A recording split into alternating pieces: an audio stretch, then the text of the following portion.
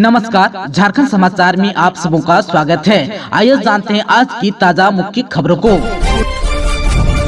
पाकुड़ में मुख्यमंत्री 16,937 लाभुकों के बीच 121 करोड़ रुपए की परिसंपत्तियों का करेंगे वितरण। मुख्यमंत्री हेमंत सोरेन आज रविवार को गायबथान पंचायत के तिलका मांझी चौक पर आयोजित कार्यक्रम में शामिल होंगे। इस दौरान वे 16,937 लाभुकों के बीच करीब 121 करोड़ रुपए की परिसंपत्तियों का वितरण करेंगे। इसमें मुख्यमंत्री मैया सम्मान योजना के तहत 4 करोड़ 90 लाख रुपए का वितरण करेंगे। इस दौरान वे करीब 72 करोड़ 92 लाख रुपए की योजनाओं का शिलान्यास भी करेंगे। वहीं 32 करोड़ 88 लाख रुपए की योजनाओं का उद्घाटन करेंगे।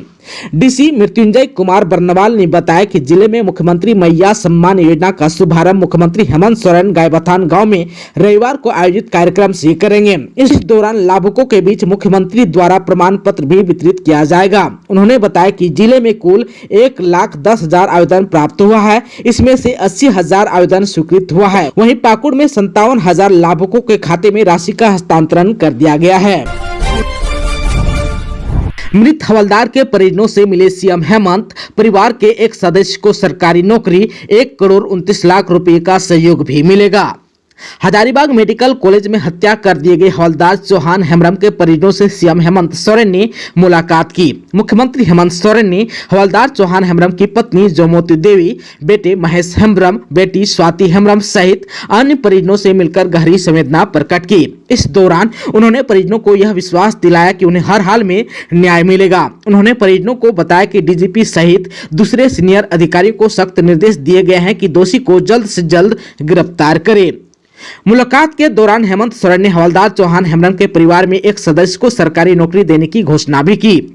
मुख्यमंत्री ने परिजनों से कहा कि जल्द ही अनुकंपा के आधार पर वर्ग 3 अथवा 4 में नियुक्ति के लिए सभी प्रक्रिया पूरी कर ली जाएगी। इसे लेकर अधिकारियों को निर्देश दे दिया गया है। मुलाकात के दौरान मुख्यमंत्री ने परिजनों को राज्य सरकार की ओर से हर संभव मदद दिए जाने का आश्वासन भी दिया। वहीं विधायक कल्पना सोरेन ने भी हवलदार स्वर्गीय चौहान हेम्ब्रम के परिजनों के प्रति संवेदना जताई और उनका ढांढस बंधाया। झारखंड में आज 18 अगस्त को भारी बारिश को लेकर ऑरेंज अलर्ट जारी। झारखंड के सभी जिलों में आप सबको बता दूं कि 23 अगस्त तक बारिश की संभावना है। मौसम विभाग की माने तो आज रविवार को कहीं कहीं पर भारी बारिश हो सकती है। इसे लेकर ऑरेंज अलर्ट जारी किया गया है। झारखंड के दक्षिणी यानी कि पूर्वी सिंहभूम, पश्चिमी सिंहभूम, सरायकेला खरसावां और सिमडेगा एवं निकटवर्ती मध्य भाग यानी कि रांची, बोकारो, गुमला, हजारीबाग, खूंटी और रामगढ़ में आज 18 अगस्त को कहीं कहीं पर भारी बारिश हो सकती है। मौसम विभाग ने इसे लेकर ऑरेंज अलर्ट जारी किया है। वहीं राज्य के उत्तर पश्चिमी यानी कि पलामू, गढ़वा, चतरा, कोडरमा, लातेहार और लोहरदगा एवं उत्तर मध्य और मध्य भागों में कहीं कहीं पर भारी बारिश हो सकती है। गरज के साथ वज्रपात भी हो सकता है। मौसम को देखते हुए येलो अलर्ट जारी किया गया है। वहीं 20 और 21 अगस्त को राज्य के पश्चिमी भागों में कहीं कहीं पर भारी बारिश हो सकती है। इसे लेकर येलो अलर्ट जारी कर चेतावनी दी गई है। आप सबको बता दूं कि रांची और इसके आसपास के कई इलाकों में 23 अगस्त तक बारिश के आसार हैं। मौसम विभाग ने अपने पूर्वानुमान में बताया कि आज 18 अगस्त को भी आसमान में बादल छाए रहेंगे और मध्यम दर्जे की बारिश हो सकती है। वहीं 23 अगस्त तक सामान्यतः बादल छाए रहेंगे और हल्के से मध्यम दर्जे की बारिश होगी। मौसम को देखते हुए आम लोगों से आग्रह भी किया गया है कि सतर्क रहें और सावधान रहें। मौसम खराब रहने पर सुरक्षित स्थान पर ही शरण लें। कभी भी पेड़ के नीचे नहीं रुकें। बिजली की खंभों से दूर रहें। किसान अपने खेतों में नहीं जाएं। स्वतंत्रता दिवस समारोह में युवाओं के लिए बड़ी घोषणा। झारखंड में अक्टूबर तक 35,000 पदों पर नियुक्ति होगी, मुख्यमंत्री ने कहा। झारखंड में अक्टूबर तक 35,000 पदों पर नियुक्ति होगी। मुख्यमंत्री हेमंत सोरेन ने गुरुवार को स्वतंत्रता दिवस समारोह में यह घोषणा की। उन्होंने कहा कि झारखंड कर्मचारी चयन आयोग यानी कि जेएसएससी के माध्यम से 35,000 पदों पर नियुक्ति की प्रक्रिया शुरू हो रही है। उन्होंने प्रधानमंत्री आयुष्मान भारत योजना की तर्ज पर मुख्यमंत्री आबुआ स्वास्थ्य योजना शुरू करने की भी घोषणा की। इस योजना के तहत राज्य के हर परिवार को 15 लाख रुपए तक का स्वास्थ्य बीमा दिया जाएगा। इसके अलावा मुख्यमंत्री अस्पताल संचालन एवं रखरखाव योजना के तहत भी 135 करोड़ रुपए खर्च किए जाएंगे। इस मौके पर उन्होंने उत्कृष्ट सेवा और अदम्य साहस के लिए सरकारी अधिकारियों और पुलिस जवानों को पदक एवं प्रशस्ति पत्र भी दिया। उन्होंने कहा कि स्वतंत्रता संग्राम में हमारे पूर्वजों के संघर्ष, त्याग और बलिदान ने हमारे लिए समृद्ध और समतामूलक राष्ट्र का मार्ग प्रशस्त किया। आज हमें आत्मचिंतन करने की जरूरत है कि क्या हम इन लक्ष्यों को पूरा करने में सफल हो पाए। उन्होंने झारखंड के नव निर्माण का संकल्प लेते हुए सभी लोगों से इसमें भागीदारी की अपील की।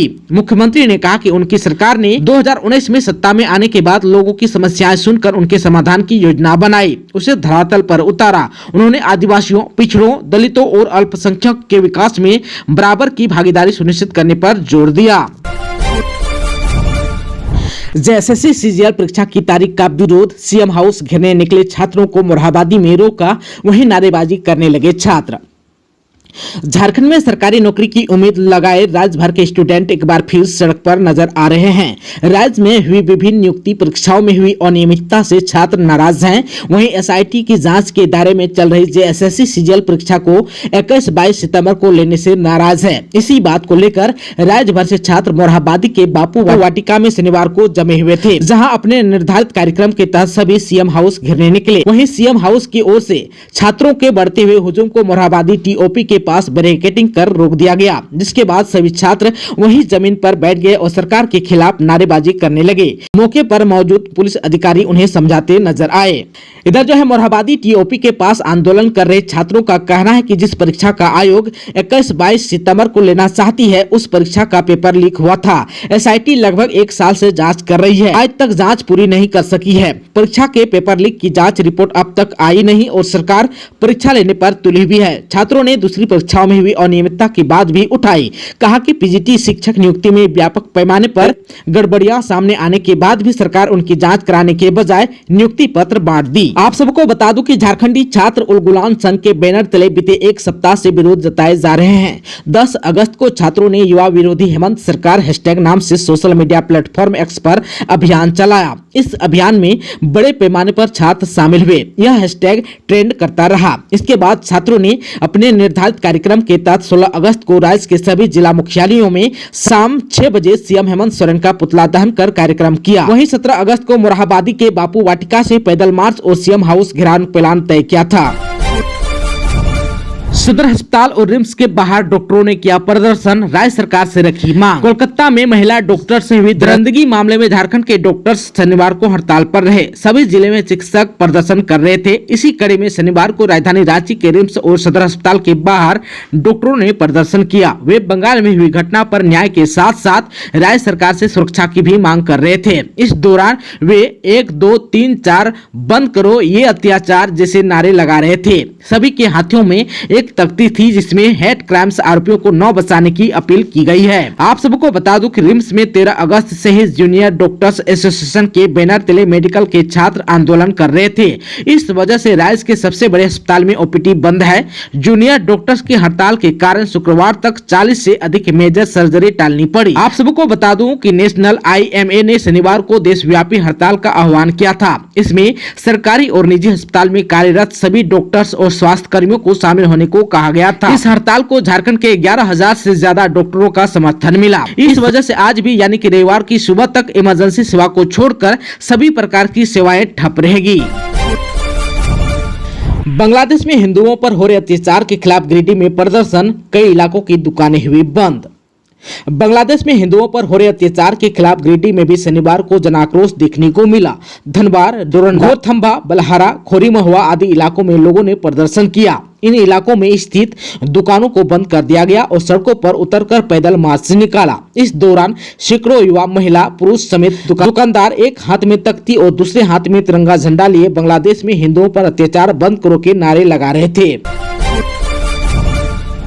रामगढ़ में सड़क हादसा, रांची के 3 लोगों की हुई मौत, एक का रिम्स में चल रहा है इलाज। रामगढ़ जिले के बसाल थाना क्षेत्र के गेगदा के निकट पतरातुर रामगढ़ फोरलेन पर सड़क हादसे में रांची के 3 लोगों की मौत हो गई, जबकि एक गंभीर रूप से घायल हो गया। उसे रिम्स में भर्ती कराया गया। तेज रफ्तार कार अनियंत्रित होकर पेड़ से टकरा गई थी। इससे ड्राइवर समेत 3 लोगों ने दम तोड़ दिया। पुलिस ने कार को जब्त कर लिया है। रांची के धुरवा इलाके से सफेद रंग की क्रेटा कार से 4 लोग पिठोरिया के रास्ते रामगढ़ की ओर जा रहे थे। शुक्रवार की रात लगभग 12 बजे गेगदा के निकट तेज रफ्तार कार अनियंत्रित हो गई और आम के पेड़ से जा टकराई। टक्कर इतनी जोरदार थी कि कार के परखच्चे उड़ गए। सड़क हादसे में कार में सवार चालक मनीष कुमार जिनका उम्र 38 वर्ष की घटनास्थल पर ही मौत हो गई, जबकि कार पर सवार 3 अन्य लोग गंभीर रूप से घायल हो गए। दुर्घटना की सूचना मिलते ही पहुंची बासल पुलिस ने सभी को पतरातू सामुदायिक स्वास्थ्य केंद्र पहुंचाया, जहां इलाज के दौरान एक घायल शुभम जिनका उम्र 28 वर्ष पिता सुरेंद्र कुमार ने दम तोड़ दिया। अन्य 2 घायलों को गंभीर स्थिति को देखते हुए उन्हें रिम्स भेजा गया। पतरातू सामुदायिक स्वास्थ्य केंद्र की नर्स ने बताया कि रिम्स जाने के क्रम में एक घायल मोयुद्दीन उर्फ भोला की मौत की सूचना मिली है, जबकि घायल मृत्युंजय 27 वर्ष पिता प्रकाश सिंह को रिम्स में भर्ती कराया गया है, जहां उसका इलाज किया जा रहा है। रसोइया संघ की बैठक में 4 माह से मानदेय नहीं मिलने को लेकर चर्चा। पाकुड़ के महेशपुर प्रखंड मुख्यालय स्थित प्राथमिक विद्यालय परिसर में शनिवार को AICCTU से संबद्ध झारखंड राज्य विद्यालय रसोइया संघ इकाई महेशपुर की मासिक बैठक हुई। इसकी अध्यक्षता मौसूदी हमरम और संचालन सचिव रानी किस्कू ने किया। बैठक में पिछली बैठक की समीक्षा भी की गई।